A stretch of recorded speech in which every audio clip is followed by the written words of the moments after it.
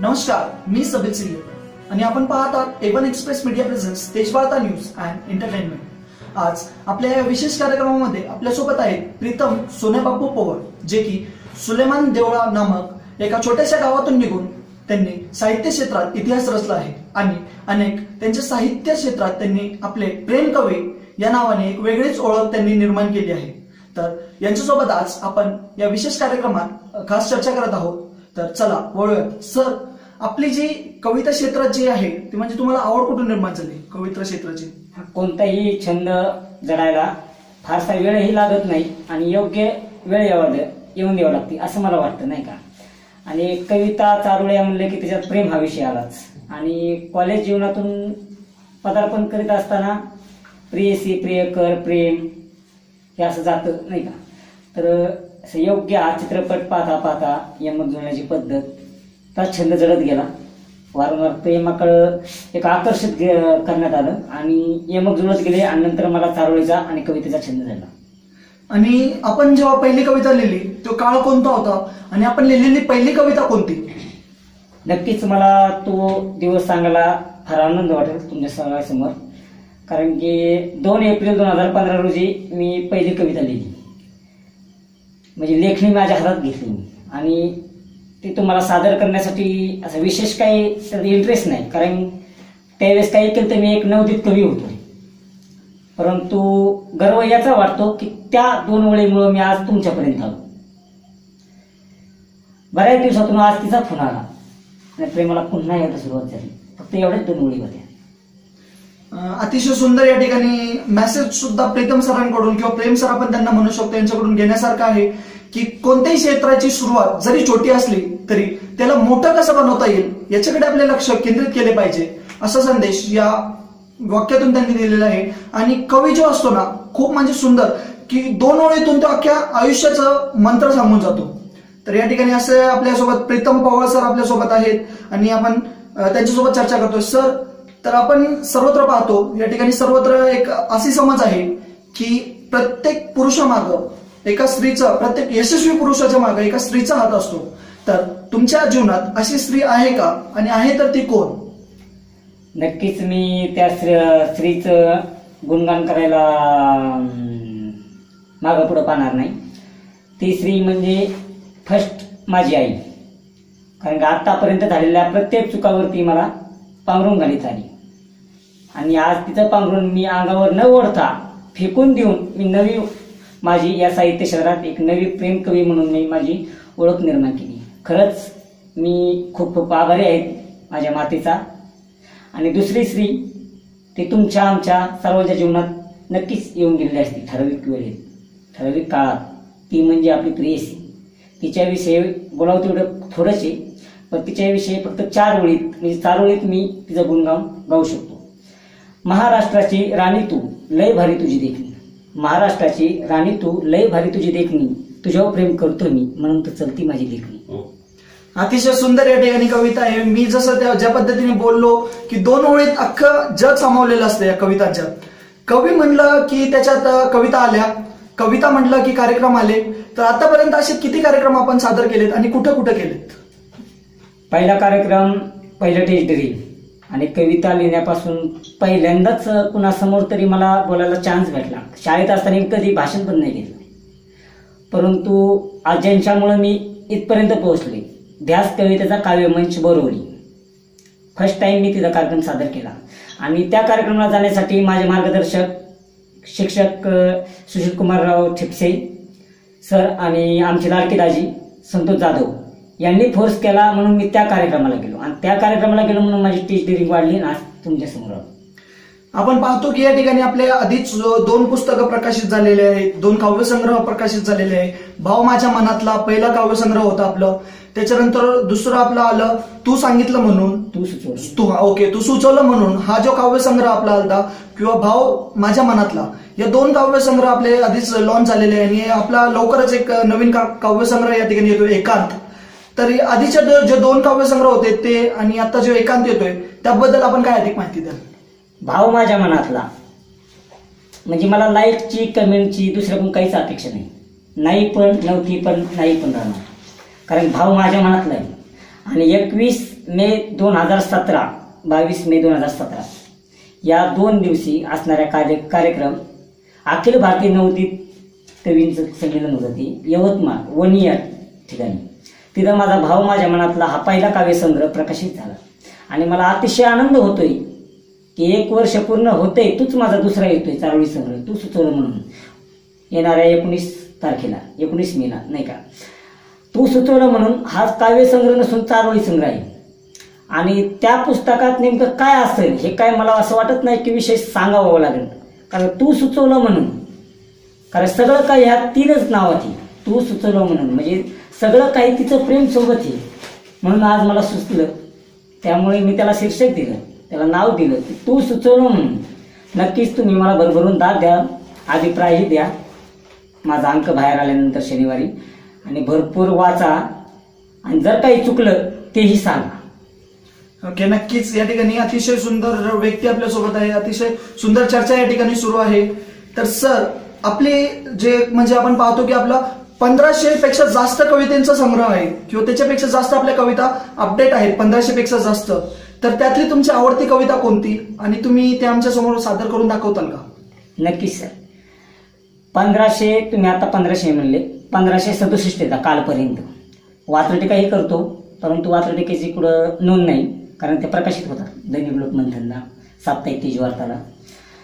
परंतु ज्या मुलीसाठी आणि जिच्या प्रेमामुळं मी या साहित्य क्षेत्रात सहजपणे घुसला गेलो आणि आजपर्यंत इतकं टेस्ट डेअरिंग किंवा या मीडियासमोर तुमच्या संदर्भात सगळ्या जगासमोर येतोय.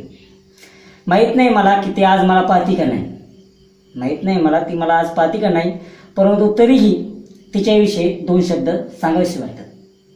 आजही आठवतोय मी तिला, आजही आठवतोय मी तिला, तिचं प्रेम निस्वार्थ होतं म्हणून, तिचं प्रेम निस्वार्थ होतं म्हणून, कवी हे नाव मिळालं ती होती म्हणून. अतिशय सुंदर या ठिकाणी कविता सादर केलेली आहे.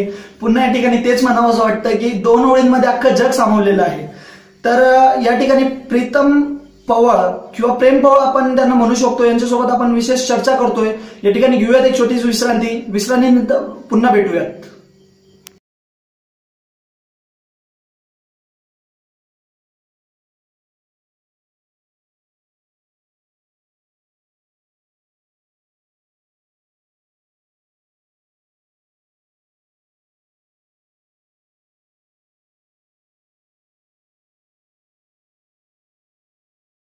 नमस्कार, विश्रांतीनंतर पुन्हा एकदा आपलं स्वागत.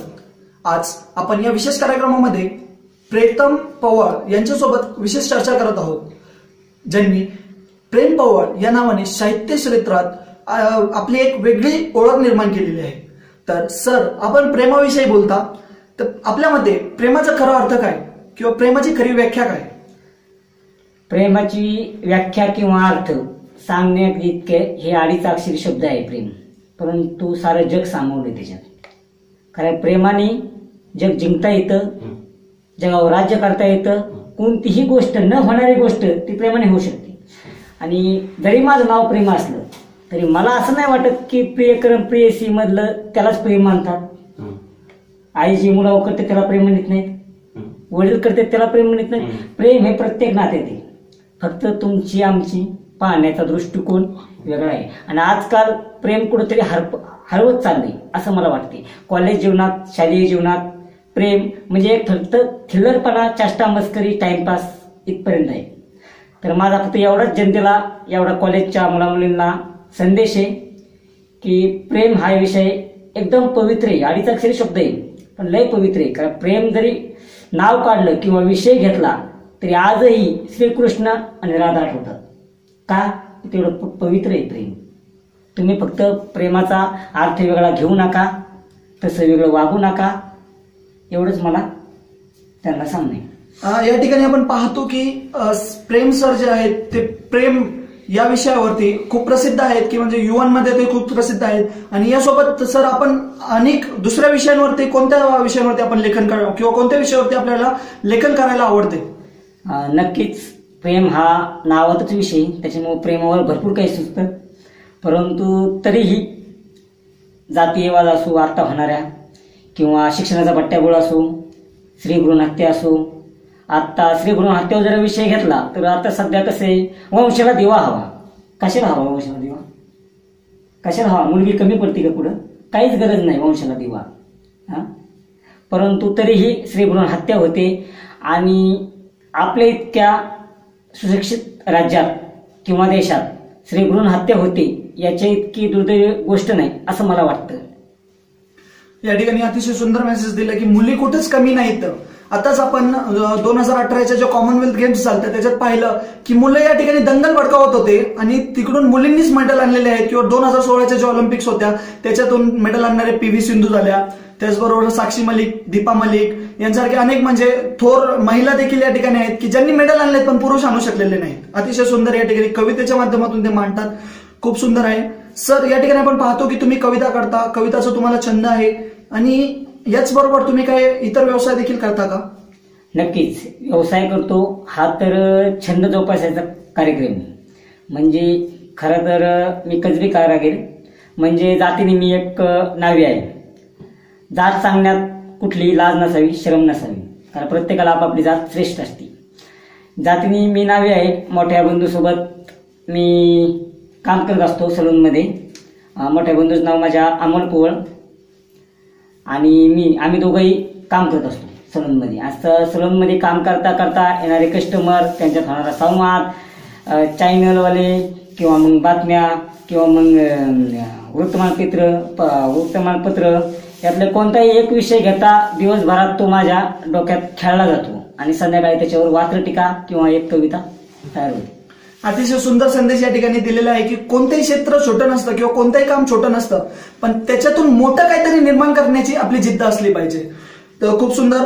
सर, या ठिकाणी आपण पाहतो की तुम्ही आपलं काम देखील करता, त्याचबरोबर कविता लेखनही करता. 1500 कविता लिहिणं सोपं नसतं, कोणीच लिहू शकत नाही मला तर वाटतं आमच्यासारखे. तर या ठिकाणी आपल्याला कुटुंबाचं तेवढं सहकार्य मिळतं का? नक्कीच, कारण की कुटुंब जर सोबत नसेल किंवा कुटुंब जर एकत्र नसेल तर काही शक्य नाही. त्यामुळे हम साथ ही पहिली गोष्ट. कारण की ज्यावेळेस आपण एकत्र असू तर कोणतीही गोष्ट अशक्य जरी असली तर शक्य करायला काही अडचण नाही असं मला वाटतं. आणि तेच माझ्या संदर्भात आहे. कारण की कुठेही कार्यक्रम असला तर घरचे म्हणणार दुकानात जाऊ नकोस, आज घरी राहा, थोडा अभ्यास कर, काहीतरी वाचव, पाठांतर कर, सादरीकरणाचा प्रयत्न कर, टीच डेअरिंग वाढल. नक्कीच आई वडील आणि मोठा भाऊ, वहिनी, आमची दिदी भैया बारकी खरोखर मला मनापासून प्रयत्नही करतात. तेही प्रयत्न करतात माझी रिहर्सल व्यवस्थित व्हावं म्हणून. घरात आरडा नाही, वरडा नाही. मी ज्यावेळेस लिखाण करीत असेल त्यावेळेस सगळं शांत असतं. जसं काही घरात काहीतरी प्रोग्राम चालू आहे त्यावेळेस काहीच चालू नसतं, फक्त माझी कविता चालू असते. अतिशय सुंदर या ठिकाणी मेसेज दिलेला आहे की फक्त आपण एकट्याने मेहनत करून काय होत नसतं, त्यासाठी कुटुंबाचं किंवा मग आपले जे सहकारी आहेत त्यांचं सहकार्य असणं खूप गरजेचं असतं आणि ते ह्यांना प्राप्त झालेलं आहे. तर सर, वळूयात आपल्या पुढच्या प्रश्नाकडं. या माध्यमातून आपण जे समाज प्रबोधन करता त्या माध्यमातून आपण युवा पिढीला काय संदेश देऊ इच्छिता? समाज प्रबोधन करणार नाहीत का कदापि मी मोठा नाही असं मला वाटतं, नाही का. आमचे गुरुवर्य सांगून गेले, मंगेश पाडगावकर, बरंच काही कवितेतून सांगून गेले. परंतु त्यांच्या कवितेचा हल्ली एक वेगळा अर्थ काढला जातोय की प्रेम हे प्रेम असतं, तुमचं आमचं सेम असतं असं गुरुवर्य म्हणायचे. पण मी तसं म्हणत नाही. प्रेम हे प्रेम असतं, तुमचं आमचं कदापि सेम नसतं, ज्याचं त्याचं नशीब असतं. आणि राहिला विषय समाजाला प्रबोधन करायचा तर मला वाटत नाही की त्यांना आत्ता पण प्रबोधन करायची गरज भासते. जग इतकं पुढं चाललंय तरी यांना कोणत्या तरी मीडियाच्या संदर्भातून सांगायची वेळ येते की तुम्ही हे करू नका, तुम्ही ते करू नका. तर स्त्री भ्रूण हत्या होती वारंवार. मी पुन्हा एकदा स्त्री भ्रूण हत्या येतोय कारण स्त्री भ्रूण हत्या होती. पण मला एकच म्हणायचं, स्त्री ही तुमची आई, माझी आई, आपण स्त्रीपासूनच येतं. मग स्त्री भ्रूण हत्या का? दंगली फसाद का? जातीय वाद का? पुढं चाललंय, काय चाललंय? त्याच्यामुळे माझं एकच म्हणणं आहे, तळतळीची विनंती या येणाऱ्या नवीन पिढीला, ती मुलगा असू या मुलगी असू, फक्त प्रेम हा विषय प्रेयसी प्रिय कर, खिल्लरपणाने घेऊ नका, त्याच्याकडे सिरियसलीने बघा. राहिला विषय शिक्षणाचा, शिक्षण घ्या. शिक्षण घेता तर नोकरीला लागतात, नोकरीला लागतात तर वाटेल ते करतात, नाही तर काहीच नाही, हसता तुम्ही. त्याच्यामुळे पहिली गोष्ट तुम्ही शिका, संघटित व्हा, हे महत्वाचे. अतिशय सुंदर या ठिकाणी दिलेलं आहे. जे डॉक्टर बाबासाहेब आंबेडकरांचं जे मेसेज होतं, शिका, संघटित व्हा आणि संघर्ष करा. त्यातील संघर्ष करण्याची आपल्याला गरज नाहीये भासत, की आजकाल कॉम्पिटिशन आहे पण ते संघर्ष करणं देखील गरजेचं आहे या ठिकाणी मांडतो. आणि सर या ठिकाणी आपले जे प्रेरणास्थान मार्गदर्शक कोण आहेत? प्रेरणास्थान आमचे गुरुवर्य मंगेश पाडगावकर सर आणि सर म्हणजे जिल्हा परिषद शिक्षक सुशीलकुमार ठिपसे. आत्ताच त्यांना महासंघाचं पद भेटलंय, प्रमुखपदी निवड झाली त्यांची. तर त्यांच्यावानी मला काहीतरी व्हायचंय. त्यांच्यावानी तर मी शिकलो नाही, DED नाही, मी शिक्षक नाही, परंतु मी एक कवी या नात्यातून काहीतरी त्यांच्यावानी करण्याचा प्रयत्न करणार. कारण तेही फक्त शिक्षक या नात्यातून आणि या पदवीतून ते मुलांना घडवतात आणि तेच मी करणार, परंतु फक्त ते फळ्यावर लिहितात आणि मी कागदावर लिहिणार. फरक एवढाच राहणार. अतिशय सुंदर या ठिकाणी मेसेज दिलेला आहे. तर सर या ठिकाणी आपले जे 1500 कविता आहेत त्यातली एक प्रदीर्घ कविता या ठिकाणी आमच्या दर्शकांना तुम्ही थोडक्यात सादर करून दाखवताल का? नक्कीच. दीर्घ कवितेचा विषय निघाला. माझे मार्गदर्शक संतोष जाधव, त्यांना ही कविता खूप आवडली आणि आज योगायोग की त्यांच्या समोर सादर करायचं मला संधी भेटली. आज अचानक योगायोगाने तिची माझी भेट घडली. आज अचानक योगायोगाने तिची माझी भेट घडली. तिला पाहताच नकळत माझी पापणी पाणावली. तिला पाहताच नकळत माझी पापणी पाणावली. हेच तुझं खरं प्रेम, हेच तुझं खरं प्रेम मनाने कबुली दिली. हेच तुझं खरं प्रेम मनाने कबुली दिली. एकटक पाहत होतो आम्ही दोघे, एकटक पाहत होतो आम्ही दोघे. गालातली गालात नकळत ती हसली. गालातली गालात नकळत ती हसली आणि उतरली. कसा आहेस तू? दबक्या आवाजात ती मला म्हणाली. कसा आहेस तू? दबक्या आवाजात ती मला म्हणाली. मी हसलो गालातली गालात. मी हसलो गालातली गालात आणि उतरलो तिच्या प्रश्नाला. मी हसलो गालातली गालात आणि उतरलो तिच्या प्रश्नाला. मी बरा आहे, मला काय धाड भरली. मी बरा आहे, मला काय धाड भरली. तुझ्या आठवणीत आणि तुझ्या प्रेमाने लिहून लिहून साहित्य कविता मला प्रेम भांग्या ही नवी पदवी मिळाली. अतिशय सुंदर या ठिकाणी कविता आहे. म्हणजे प्रत्येकाचे डोळे पाणवणारी अशी म्हणजे ते कविता मांडतात किंवा जे ती कविता मांडतात ती खूप सुंदर असते आणि खूप सुंदर व्यक्तिमत्व आहे आपल्यासोबत. तर या ठिकाणी मी पुढचा प्रश्न असा विचारू इच्छितो की तुम्ही व्यवसाय करता, व्यवसायासोबत तुम्ही कविता देखील करता, तर पुढे भविष्यात आपले प्लॅन काय आहेत किंवा भविष्यात तुम्हाला काय करायची इच्छा आहे? तसं पाहता स्वप्न आजपर्यंत मला तरी नाही वाटत की कुणाचे पूर्ण झाले. कारण स्वप्न जसं जसं पाहतात आणि जसं जसं पूर्ण होतं तसं तसं स्वप्न वाढत चालतं असं मला वाटतं, नाही का. पहिलं वाटायचं की आपले कुठेतरी 2 ओळी असावा. तर आज 2 ओळी नाही तर माझे 2 प्रकाशित पुस्तक येतं. तिसरं येतं एकांत म्हणून आताच तुम्ही घोषित केलं. दैनिक लोकमंथनला माझी वात्रटिका असते, साप्ताहिक तेज वार्ताला पण असते. परंतु तरीही स्वप्न पाहण्याचा छंद आहे माझा आणि स्वप्न मी पाहणार. कारण मी स्वप्नाला मी माझ्या देखील उतरतो आणि जगासमोर मांडतो. असं काहीतरी करून दाखवायचंय मला, असं काहीतरी करून दाखवायचंय मला की काल मी जो होतो प्रीतम पवळ तो आज मी नव्हेच. आज मी प्रेम पवळ आहे आणि प्रेम पवळची एक जगावेगळी ओळख निर्माण व्हावी महाराष्ट्रात तरी कमीत कमी, असा नक्कीच मी प्रयत्न करणार. प्रेम असो या कोणताही विषय असो तुमच्या समोर सर्वांसमोर मांडण्याचा प्रयत्न करणार. जमलं तर मला अभिप्राय देत चला जेणेकरून माझ्या लेखणीत बळ येईल. धन्यवाद. नक्कीच तुमचे स्वप्न पूर्ण होतील या दृष्टीने तुम्ही देखील प्रयत्न करतायत. मी तेजवार्ता न्यूज कडून आपल्याला शुभेच्छा देतो. या ठिकाणी थांबूयात आपण पाहतात A1 express media presents Tejvarta news and entertainment.